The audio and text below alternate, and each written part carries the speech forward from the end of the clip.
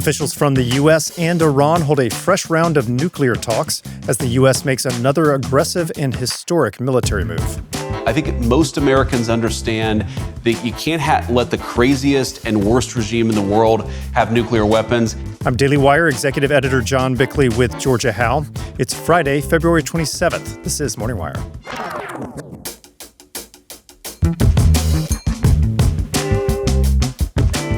As Bill and Hillary Clinton sit down for closed-door depositions, the Epstein dominoes continue to fall. The Democrats voted to subpoena the Clintons. The Democrats voted with the Republicans to hold the Clintons in contempt. So this isn't a partisan witch hunt. And many, if not most, illegal aliens do not speak English and cannot read even the most basic road signs. That's why tonight I'm calling on Congress to pass what we will call the Delilah Law. President Trump's crackdown on illegal immigration continues as the administration pushes to block them from commercial driver's licenses and defends deportations in the courts. Thanks for waking up with Morning Wire. Stay tuned. We have the news you need to know. I'd like to introduce you to Gabby Stout. She's a high school junior in North Carolina who was inspired by Charlie Kirk and wanted to honor his legacy by painting a message on her school's Spirit Rock. But after school officials gave Gabby permission, they reversed themselves, censoring Gabby's message and publicly accusing her of vandalism. The accusation even aired in local news. Gabby was punished for standing up for the biblical values that Charlie spent his life defending. Now, our friends at Alliance Defending Freedom are representing Gabby in court to hold the school district accountable for violating her constitutional rights. We want to make sure Gabby knows she's not standing alone. With just a few minutes, you can go to joinadf.com/wire or text WIRE to 83848 and send her a quick message of support. That's joinadf.com/wire. Send Gabby an encouraging note or verse that will lift her spirit today. Gabby's courageously standing up for the values that Charlie fought for and that the Daily Wire stands for, including free speech. Go to joinadf.com/wire or text WIRE to 83848 for Alliance Defending Freedom today and support Gabby. As nuclear talks with Iran resume, the Trump administration is mulling its options for a military strike and putting new pressure on the regime. Daily Wire senior editor Cabot Phillips is here with more. So, Cabot, let's first start with these negotiations that are going on in Geneva. Obviously, there's increased pressure with all of the military buildup in the Middle East. What are we seeing? Right. That buildup only continued yesterday as the U.S. sent top-of-the-line F-22 Raptors, those are fighter jets, to Israel in preparation for an attack should Donald Trump give the orders. On Thursday, U.S. envoys Steve Witkoff and Jared Kushner met with Iranian officials in Geneva and came with a hefty list of demands on behalf of the president. According to the Wall Street Journal, he's calling for the regime to completely destroy their 3 largest nuclear reactor sites. In addition, the U.S. is also demanding that the Ayatollah not only cease all nuclear enrichment, but hand over all of its existing enriched uranium to the United States. And perhaps hardest for the regime to swallow, Trump says any nuclear deal must go on in perpetuity. Remember, President Obama's deal with Iran back in 2015 had sunset provisions that would gradually loosen up over time. This one is eternal and ironclad. Iranian officials told Al Jazeera Thursday that they'd rejected each of those provisions, but there was some reporting that the talks were, quote, positive. So if all of those demands are no-goes, what kind of concessions is Iran willing to make? Well, they're seemingly open to reducing enrichment, but they've remained adamant Thursday that they would not agree to eliminate their nuclear program entirely. Iranian negotiators reportedly floated a number of compromises, including reducing uranium enrichment from 60% to 1.5%, pausing it for the next few years, or processing it in a sort of joint venture with India, presumably to provide oversight and assurances to the U.S. that it won't be used for weapons. But the U.S. is reportedly unlikely to give in to those demands. However, there are rumblings that Trump could be open to allowing the Iranians to reopen a smaller nuclear reactor in Tehran that could be used for producing medical devices. But again, there are skeptics in the White House who've pointed out that the uranium used for those products can be converted relatively easily to weapons-grade uranium. The reality is, Trump has talked a big game over the last year, saying there would be consequences if Iran did not abandon their nuclear ambitions. And before that, he spent the last decade slamming President Obama's nuclear deal. So from a political standpoint, backing down from his demands, even if it means avoiding war, could be spun as him backing down. And we know that Donald Trump does not like looking weak. Right. And as you hinted, there is a possibility of military action here. What is possible and how likely is it? Yeah, and a possibility that seems to grow more likely with each day that goes by without a deal. While Trump has repeatedly said he prefers diplomacy, over the last 36 hours, White House officials have offered increasingly dire warnings to the Ayatollah. First, Vice President J.D. Vance said there is evidence that even during these negotiations, Iran is still working to rebuild their nuclear program and try to get a weapon. The principle is very simple. Iran cannot have a nuclear weapon. If they try to rebuild their nuclear weapon, that causes problems for us. And in fact, we've seen evidence that they have tried to do exactly that. So the president sending those negotiators to try to address that problem, as the president has said repeatedly, he wants to address that problem diplomatically. But of course, the president has other options as well. And then Secretary of State Rubio went a step further, calling Iran's nuclear ambitions and desire to strike the U.S., quote, an unsustainable threat. He then went on to say it's obvious why they are so hesitant to give up their nuclear program. They don't need to enrich in order to have nuclear energy. They don't need nuclear energy, by the way. They have plenty of natural gas. But if they wanted nuclear energy, they could have it the way other countries have it. The fact that they refuse to get it that way, the fact that they insist not just on enrichment, but on enrichment in locations located inside of mountains is, I think you would have to lack common sense to not know what that means or what that could mean. So as the war drums beat, the White House continues to map out potential strike plans should diplomacy fail. Politico reported Thursday that administration officials are nervous over the optics of striking first and also striking alone and would prefer a joint operation with Israel, potentially one in which Israel strikes first and we later join in. Ultimately, as a White House spokesman said on Thursday, quote, the media may continue to speculate, but only President Trump knows what he may or may not do. Well, and it could be any day now. Cabot, thanks for reporting. Absolutely. Let's be honest, most of us have no idea what phytonutrients actually are, and that's exactly why our sponsor, Balance of Nature, makes getting them into your diet so simple. So here's the thing about phytonutrients. They're these naturally occurring plant nutrients in whole foods that actually give fruits and vegetables their color, taste, and smell. Now, what Balance of Nature does is they take all that produce, run it through their specialized vacuum cold process that keeps everything stable, then they powder it down without any binders, fillers, or flow agents. Just the real stuff. Their whole health system is essentially a value bundle that combines their fruit and veggie capsules with their fiber and spice supplements, so you're getting 47 different ingredients, fruits, vegetables, spices, and fibers, along with those naturally occurring phytonutrients every single day. I really like the convenience that Balance of Nature offers. I can take my tablets with me on the go. I've even got some bottles loaded up in my work backpack for easy access. Plus, I feel great when I take them. So whether you've been on the fence for a long time or it's the first time you're hearing about them, I truly recommend that you go to balanceofnature.com and order their whole health system supplements as a preferred customer today. That's balanceofnature.com. Hillary Clinton faced members of the Republican-led House Oversight Committee on Thursday as part of their investigation into Jeffrey Epstein, and her husband is on the clock today. Daily Wire reporter Lyndon Blake joins us now with more. So, Lyndon, this was a closed-door deposition, but do we have any information about Hillary Clinton's demeanor during this? Yeah, Clinton came out swinging, criticizing the Republican lawmakers' handling of the probe, and she quickly said she had no new information to share. The former Secretary of State and First Lady said the GOP lawmakers are conducting their investigation so that one political party and one public official is protected. She said, quote, I have no knowledge that would assist your investigation in order to distract attention from President Trump's actions and to cover them up despite legitimate calls for answers. Now, keep in mind, it was the Trump administration who did release the files. When Democrats were in power, they remained sealed. Hillary did take time to speak to media after her deposition wrapped up. She said her deposition was repetitive at times, and she was critical of the Republicans' questions, which she said barely involved Epstein or Ghislaine Maxwell.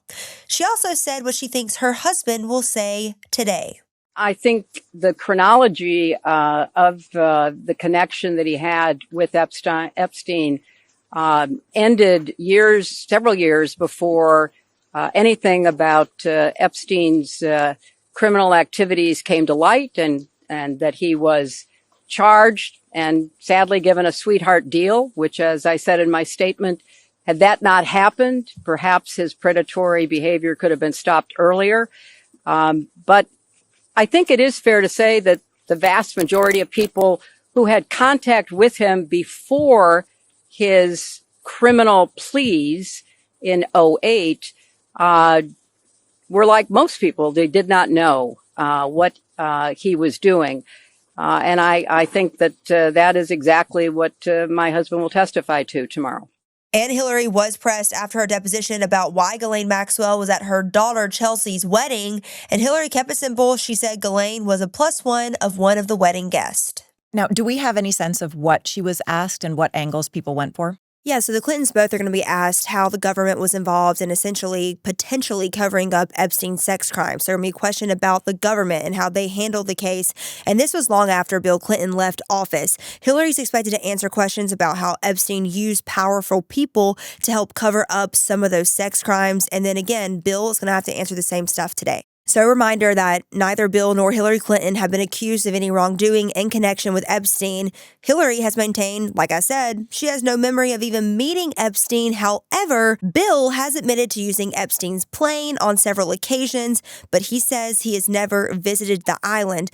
But Bill and Hillary Clinton, they have done a lot of life together. You can't see one without another. So that is being put to the forefront during this investigation. And I'm sure Hillary was grilled on that again on Thursday. Now, I understand there was an interruption during the deposition. What happened? Yeah, so there's always some drama, right? So there was drama on Thursday, and the deposition was paused because Representative Lauren Boebert actually sent a picture of Hillary Clinton at the table being questioned to conservative influencer Benny Johnson. He, of course, tweeted this out, and then it became a whole thing. But Representative Boebert said that Benny did nothing wrong, so she defended the picture being put out there. She defended sending that picture, even though this was a closed deposition. So a brief pause, but then they resumed shortly after. Now, when it comes to Bill Clinton, there are photos of him with Jeffrey Epstein in what looks like it has to be a social context. He also was aboard that plane more than almost anyone else. So we have to expect he's going to be pressed on that social connection. Yeah, and it is interesting that he was in the files so much in photo evidence and with other women in the files that their faces were redacted when Hillary says that she has no memory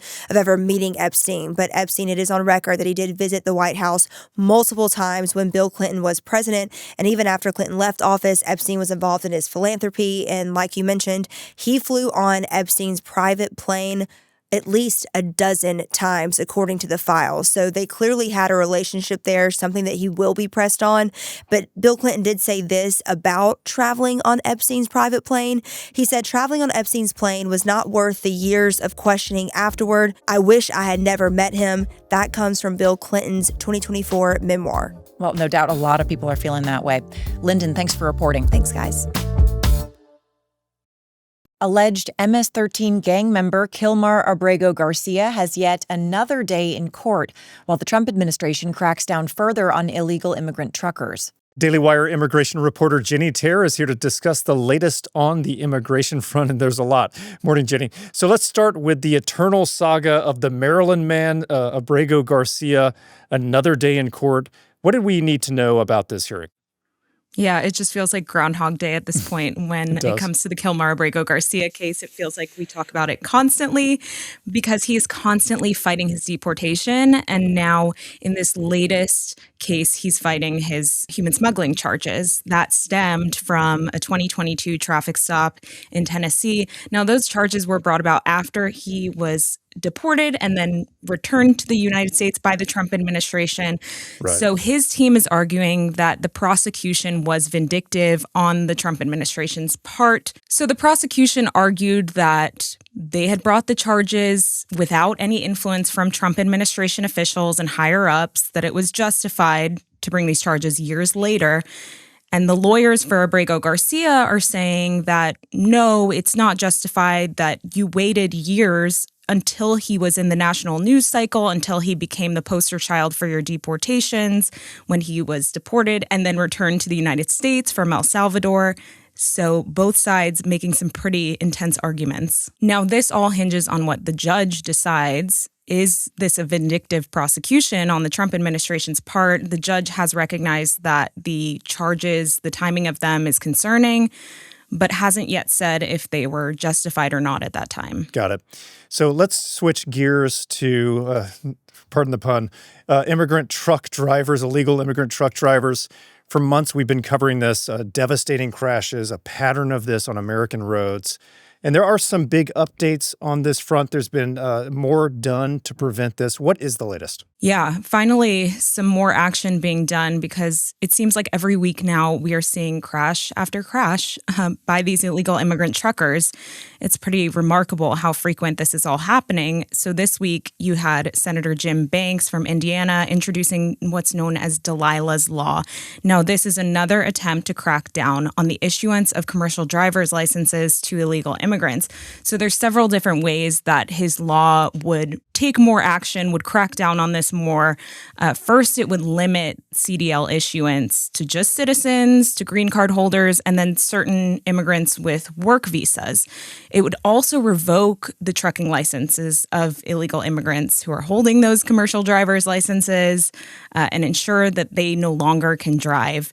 And then on top of that, it institutes an English language requirement for all testing, which is crazy to think that this hasn't been the case, but the Trump administration has really spotlighted that as an issue that has led to all of this. Right. They've hammered that again and again.